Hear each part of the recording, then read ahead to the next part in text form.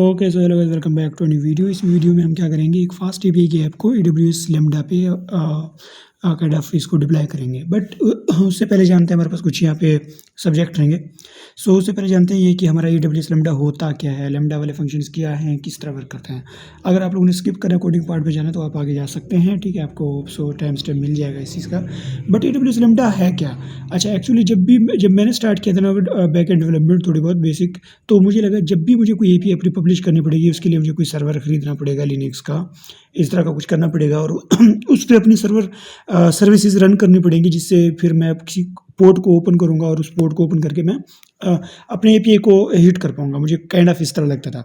But कुछ चीज़ें, यानी कि जैसे हमारे पास एक कंसेप्ट आ जाता है लैम्बडा फंक्शंस का, सर्वरलेस फंक्शंस का। तो इसमें क्या होता है कि कि हमारे पास सर्वर अवेलेबल नहीं होता, हमारे पास सर्वरलेस एक एरिया में हम कोड रखते हैं। ऑब्वियसली उसके बैकएंड पे एक सर्वर ही होता होगा। बट मेन चीज़ ये है कि जैसे आप एक अपना एपीआई बनाते हैं, वो ऑल टाइम रनिंग सिचुएशन में नहीं होगा, ऑल टाइम रनिंग सिचुएशन में नहीं होगा। यानी कि जैसे हम उसको इन्वॉक करेंगे, यानी कि जैसे हम उस एपीआई को हिट करेंगे, उस टाइम उसकी सर्विस रन होने लग जाएगी और रन होकर वो हमें रिस्पॉन्स कर देगी। ओके, सो होप सो आपको समझ आ गया होगा। सो ये हमारा काइंड ऑफ EC2 की अगर हम बात करें ना, EC2 हमारे पास इंस्टेंसेस रहते हैं जो कि क्या कहते हैं, इनका ये जो सीन रहता है ये ऑलवेज रनिंग होते हैं, ठीक है। लेकिन दूसरी तरफ जो हमारे पास आ जाते हैं सर्वरलेस, वो क्या होते हैं, वो अवेलेबल होते हैं, यानी कि लैम्बडा, या फिर आप उसको लैम्बडा कह देते हैं क्योंकि अब AWS को यूज़ करने वाले हैं। ये इन्वॉक पे अवेलेबल होते हैं, ठीक है, अवेलेबल ऑन इन्वोकेशन, ठीक है। तो जैसे हम इन्वॉक करते हैं इनको, तभी तभी जाके ये हमारे पास रन होने लग जाते हैं सर्वर। सो दोनों के ही अपने फ़ायदे हैं, यानी कि जहाँ पे आपको सिर्फ एक माइक्रो सर्विस बनानी है, माइक्रो सर्विस काम करना है। फ़र्ज़ करो आपने एक ईमेल सेंड की एपीआई बनाई है, उस पे आपने काम करना है, तो ऑब्वियसली उसके लिए बेटर अप्रोच ये है कि आप एक लैम्बडा फंक्शन को यूज़ करें। उसके लिए आप एक EC2 इंस्टेंस को हमेशा के लिए ऑन रखना उसके लिए ज़्यादा बेटर नहीं है। अब लैम्बडा फंक्शन में आपको चीज़ें मिल जाती हैं कि वो कोई 1 million request I think free हैं, उसके बाद से कुछ चार्जेज़ हैं। सो लैम्बडा फंक्शन को हम यूज़ कहाँ पे करने वाले हैं, हम AWS के लैम्बडा फंक्शंस को यूज़ करने वाले हैं। और इसको आप कैसे फाइंड कर सकते हैं, आप लॉगिन करेंगे और यहाँ पे लिखेंगे लैम्बडा, ठीक है। लैम्बडा जैसे लिखेंगे आप इसके अंदर आ जाएंगे। ओके, सो हम यहाँ पे लैम्बडा में आ जाते हैं और ये मेरे पास इसकी प्रिस्क्रिप्टिव ये होंगे कि आपके पास एक AWS अकाउंट होना चाहिए, ठीक है। ओके, सो यहाँ पे आ जाते हैं और यहाँ पे जैसे आप देख सकते हैं, वो यहाँ पे हमारे पास क्रिएट अ फंक्शन का ऑप्शन रहता है। हम एक फंक्शन क्रिएट करेंगे और उस फंक्शन को मैं नाम दूंगा माई फास्ट एपीआई, ओके। और यहाँ पे रन इन्वायरमेंट आपने वही चूज़ करना है जो आपके पास पाइथन इंस्टॉल्ड है, ठीक है। पाइथन हाइफन वर्जन करके आप CMD पे आप ये चेक भी कर सकते हैं। उसके बाद आर्किटेक्चर जो है मेरा ये रहेगा, तो इसको मैं चेक करूँगा।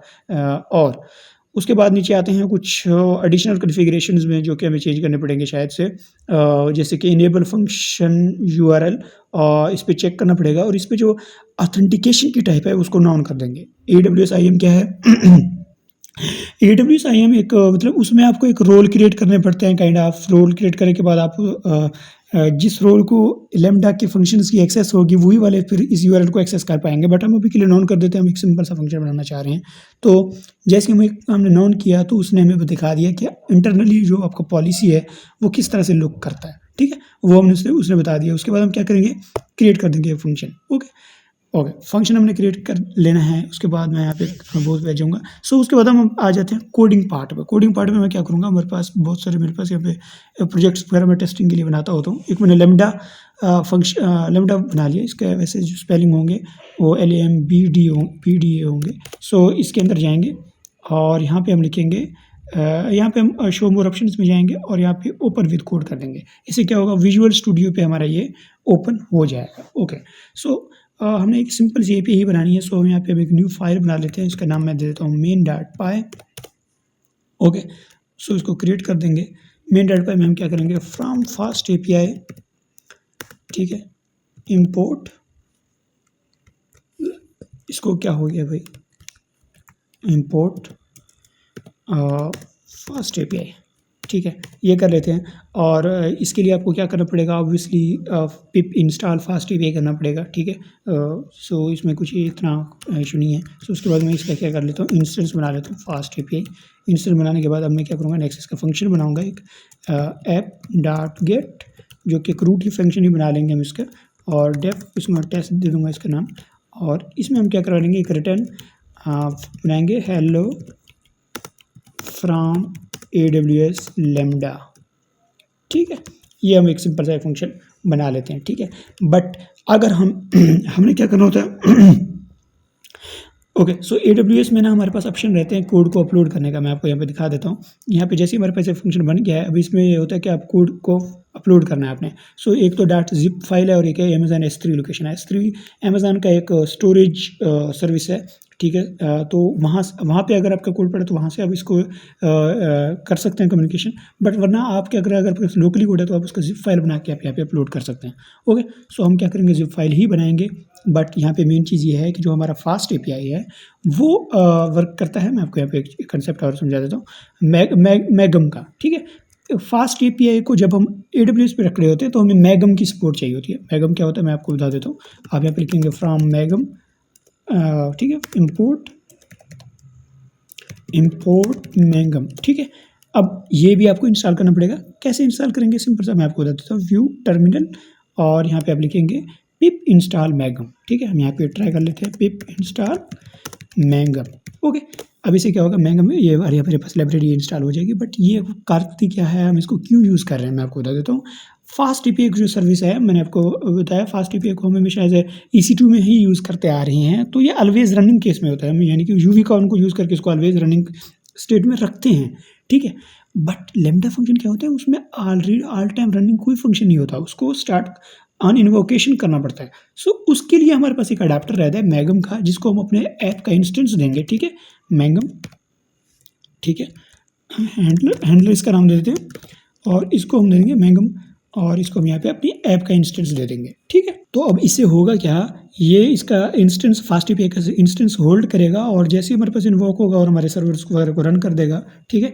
तो इसके थ्रू काइंड ऑफ आप कह सकते हैं हमारा फास्ट एपीआई एग्जीक्यूट होगा, क्योंकि डायरेक्टली AWS में फास्ट एपीआई की सपोर्ट नहीं है। सो ये काइंड ऑफ अडाप्टर है जो काइंड ऑफ एनी एक्सेप्ट करता है, तो उसको हम अपने फास्ट एपीआई का इंस्टेंस यहाँ पे दे देंगे। ओके, हम यहाँ पे Ctrl+C कर लेते हैं। अब यहाँ पे मैं अपने कमांड्स कुछ मैंने लिखे हुए हैं, उनमें जाते हैं।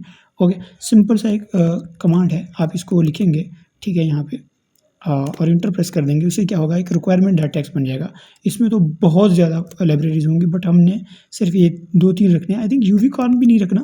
चलो हम यहाँ पे इसको पेस्ट कर देते हैं, फास्ट एपीआई मैगम और यूविकॉर्न, यानी कि जो आप इस प्रोजेक्ट में यूज़ करने वाले हैं वो सारी लाइब्रेरीज आपको इस रिक्वायरमेंट डॉट टेक्स्ट में रखने हैं, हाँ रखने होंगे। अब इसके पीछे रीज़न क्या है भाई, हम इसमें क्यों रख रहे हैं, वो इसलिए रख रहे हैं क्योंकि इस पूरे प्रोजेक्ट को आखिर में हमने एक जिप में कन्वर्ट करना है, और उस जिप में हमने ये फास्ट टिप जो भी हमारे रिक्वायरमेंट डॉट टेक्स्ट के अंदर लिखी हुई लाइब्रेरीज हैं उन सबको इंस्टॉल करना है, यानी कि उनकी डिपेंडेंसी सारी इंस्टॉल करनी है उसी जिप फाइल के अंदर। Okay, let's start. हम यहाँ पे सेकंड कमांड रन कर देता हूँ। होप सो आपके लिए यही वाला ही कमांड वर्क कर जाए। मैं आपको ये कहूँगा, आप पहले ये वाला कमांड ही ट्राई कीजिएगा, आपको ये सारे डिस्क्रिप्शन में मिल जाएंगे, ठीक है। ये क्या करेगा, रिकर्सिवली सबको इंस्टॉल करेगा रिक्वायरमेंट डॉट टेक्स्ट में जो कुछ लिखा हुआ है।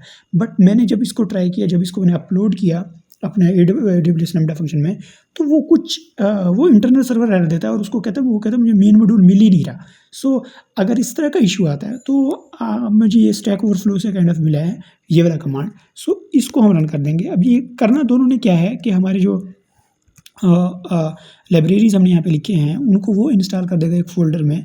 बट इसमें और उसमें डिफरेंस क्या है मैं आपको बता देता हूँ। इसमें भी यहाँ तक सारी चीज़ें सिमिलर हैं, बट यहाँ पे ये प्लेटफॉर्म स्पेसिफाई कर देता है कि ये हम जो इंस्टॉल कर रहे हैं उनको प्लेटफॉर्म जो लिनक्स का प्लेटफॉर्म है उसके ऑपरेटिंग सिस्टम की तरह इंस्टॉल करना है, क्योंकि AWS लैम्डा ये सारा कुछ ऑपरेटिंग सिस्टम सारी चीज़ें हैं ये लिनक्स के ऑपरेटिंग सिस्टम पे रन कर रही होती हैं। तो उसके लिहाज से हम इसको इंस्टॉल करवा लेते हैं और टारगेट यहाँ पे लिखते हैं टेस्ट प्रोजेक्ट। इट मीन्स के जो एक टेस्ट प्रोजेक्ट नाम का वो फोल्डर बना लेगा, उसके अंदर ये सारी चीज़ों को इंस्टॉल करेगा।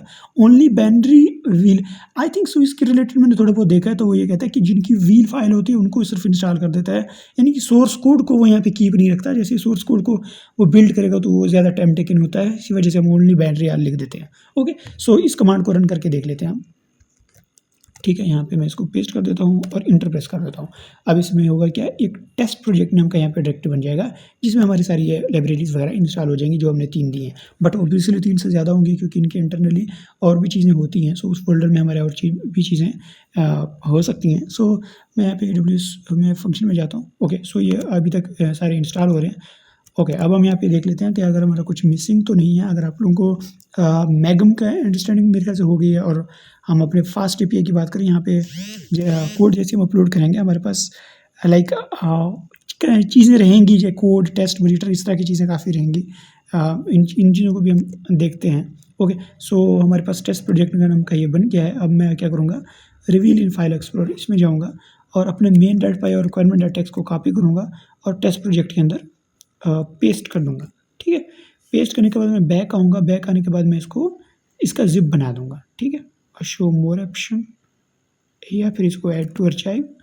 ओके, टेस्ट प्रोजेक्ट, और इसको हम एक ज़िप फाइल बना लेते हैं और इसको हम इसके रैर फाइल बना लेते हैं। और इसके बाद हम जाते हैं अपने AWS में और यहाँ पे क्लिक करते हैं upload from dot zip file. ठीक है, और यहाँ पे हम कर देंगे अपलोड और अपलोड करेंगे अपने जो मैंने अभी लैम्डा फंक्शन बनाया है, इसमें इसका जो ये टेस्ट प्रोजेक्ट ज़िप है इसको अपलोड कर देंगे और इसको हम कर देंगे सेव। ओके, सो अब इसमें एक और चीज़ भी है, जैसे कि हमें इस हैंडलर का इसको रेफरेंस देना होता है, यानी कि जो हमने यहाँ पे मेन डॉट पाई में बनाया है हैंडल, इसका रेफरेंस भी बताना होता है, वरना वो अभी अगर हम इसको हिट करते हैं तो इंटरनल सर्वर एरर ही देगा वो। सो क्या करना पड़ेगा उसके लिए, हमें जो यहाँ पे हमें वो बता रहे हैं हैंडलर की इन्फॉर्मेशन, इसको चेंज करना पड़ेगा। यहाँ पे मैं एडिट कर देता हूँ और यहाँ पे हम लिख देते हैं मेन डॉट हैंडलर। इससे मुराद ये है कि जो हमारी फाइल है वो मेन है और उसके अंदर ये हमारे हैंडलर नेम से इंस्टेंस पड़ा है, उसको आप यूज़ कर लो। ठीक है, अब हो गया अगेन। अब यहाँ पे हम इस पर क्लिक कर देते हैं, इसको क्रॉस कर देता हूँ मैं। ओके, अगेन हमारे पास क्या रहता है, इंटरनल सर्वर एरर आ रहा है। अब अगर आपके पास इस तरह कोई एरर आ रहा है तो इस चीज़ को हम कैसे मॉनिटर करेंगे, इस चीज़ को हमने मॉनिटर कैसे करना है ये देख लेते हैं। सो यहाँ पे हम जाएंगे मॉनिटर में, व्यू क्लाउड वॉच लॉग्स, इसके अंदर जाएंगे। ठीक है, ओके, सो वेट करते हैं क्लाउड वॉच लॉग्स में और यहाँ पे जो हमारे पास इन्वोकेशन होती हैं वो सारी हमारे पास आ जाती हैं कि हमने लास्ट कौन से API को इन्वोक किया है। सो लेट्स वेट, और हम अपने कोड एंड से भी देखते हैं कि हमने कुछ ख़राब तो नहीं किया। सो आई थिंक सो मेरे पास सारी चीज़ें ही लग तो ऐसे रहा है कि सारी चीज़ें ठीक हैं। Okay, so app dot gate, I think so everything fine. I think मैंने एक और प्रोजेक्ट भी सिंपल बनाया था इससे पहले, सिमिलर हैं, कोई इसमें मेरे ख्याल से इशू नहीं है। ठीक है, होना भी नहीं चाहिए, सिंपल सा था। ओके, सो अब यहाँ पे मेरे पास लॉग्स आ रहे हैं और मैं इस लॉग पे क्लिक कर देता हूँ। ठीक है, और इसमें वो क्या लिखा हुआ है कि अनेबल टू मॉड्यूल, सेम ही बिल्कुल एरर मेरे पास आता है। ओके, सो गैस जो इश्यूज़ आ रहे थे वो मैंने सारे कैप्चर कर लिए। इश्यूज़ हमारे पास क्यों आ रहे थे, फर्स्ट ऑफ ऑल मैंने क्या किया था, यहाँ पे लैम्डा ये जो टेस्ट प्रोजेक्ट है इसका बाहर से ही एक ज़िप बना दिया था। उससे क्या हो रहा था, जो ज़िप फाइल था उसके अंदर पहला चीज़ जो पड़ा होता था एक फोल्डर डायरेक्टरी पड़ा होता था। बट ऐसा नहीं करना, जो हमारे ज़िप फाइल है उसके अंदर डायरेक्टली ही हमारे ये फाइल सारे फाइल्स पड़े होने चाहिए। सो कंट्रोल A करना है आप लोगों ने और यहाँ से आप लोगों ने ज़िप बनाना है, जैसे अभी मैंने ये बनाया। ठीक है, अगेन आप इसको अपलोड कर देंगे। और सेकंड जो मिस्टेक हमने यहाँ पे किया हुआ था, वो रन टाइम सेटिंग्स के अंदर मैंने जो मेन डॉट हैंडलर है इसके स्पेलिंग गलत लिखे हुए थे। ओके, जैसे मैंने इसके स्पेलिंग सही किया अब हमारे पास ये API चलने के स्टेट में है। बट यहाँ पे मैंने स्पेलिंग इसके भी गलत कर दी है, खैर इसका कोई इशू नहीं है। बट हमारी जो API है वो रनिंग स्टेट में है। इस तरह से हम अपने क्या कर सकते हैं, लैम्डा फंक्शन एक बना सकते हैं। इससे क्या होगा, जैसे आप एक हिट करेंगे API को तभी सिर्फ आपका एक्सपेंस होगा, वरना EC2 में क्या होता है, ऑलवेज रनिंग में होता है, चाहे आप हिट कर रहे हैं या नहीं कर रहे हैं। सो होप सो आपको वीडियो अच्छी लगी होगी। चलो नेक्स्ट वीडियो में मिलते हैं। Thank you for watching. अल्लाह हाफिज़।